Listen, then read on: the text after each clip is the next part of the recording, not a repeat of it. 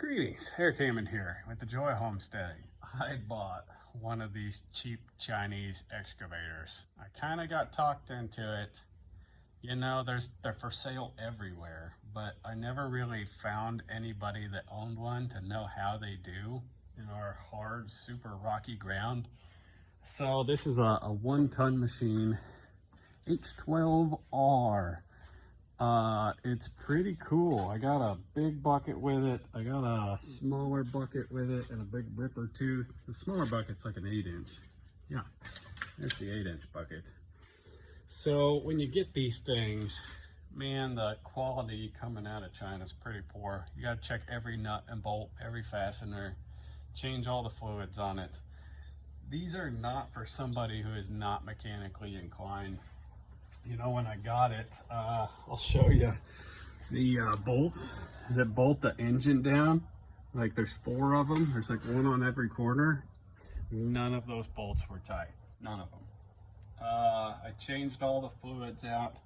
There's a bolt for the rotation motor where it spins. That bolt wasn't tight. I don't know if I can show you that bolt. Let me see. Yeah, so there's a drive gear right there where my finger is, and that bolt wasn't tight as well. A lot of these bolts on this shield weren't tight. There's just a lot of miscellaneous fasteners that don't get tightened. They use really questionable fluids. But for the mechanically inclined, man, this thing's a bargain. Let me show you what I've done. So I actually made a terrible mistake. And I built a storm cellar, and the storm cellar, I did not seal the block wall when I built it. So it always had like water intrusion into the storm cellar. So basically the fix for that is to dig it back out and then seal the block walls from the outside and then put a drain around it. So right now we're in a drought. The ground is very hard. Here, I'll turn so you can kind of see. The ground is incredibly hard.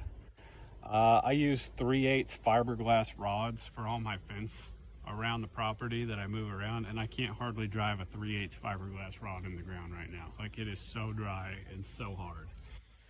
And I really didn't think this cheap Chinese excavator would be able to break ground, but look at this. I have moved mountains of soil, and I'm sure there's technique to this because I'm getting better with it and it's getting easier to do. I don't know how to operate an excavator. I've always wanted one. I think they're really cool, but I've never actually operated one. So I've got about 7 hours on the machine now. It seems like as I use it, it's getting better. But I mean, this thing was backfilled, you know, well up to probably here.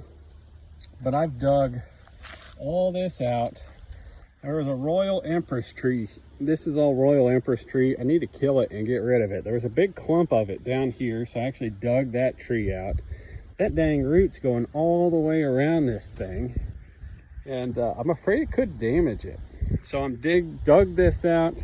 I've dug this out. I got to get around to the other side, but like, I'm breaking ground and I am moving ground with this machine. It is working fantastic. I am surprised at how well this machine works.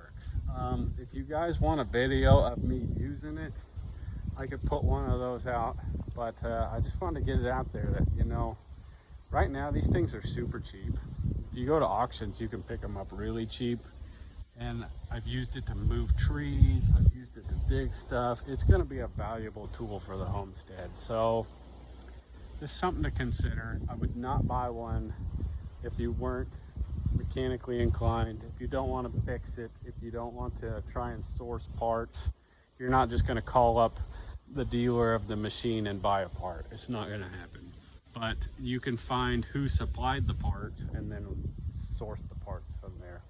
But it's cool, it's neat. I'll show you it working in another video. Thanks.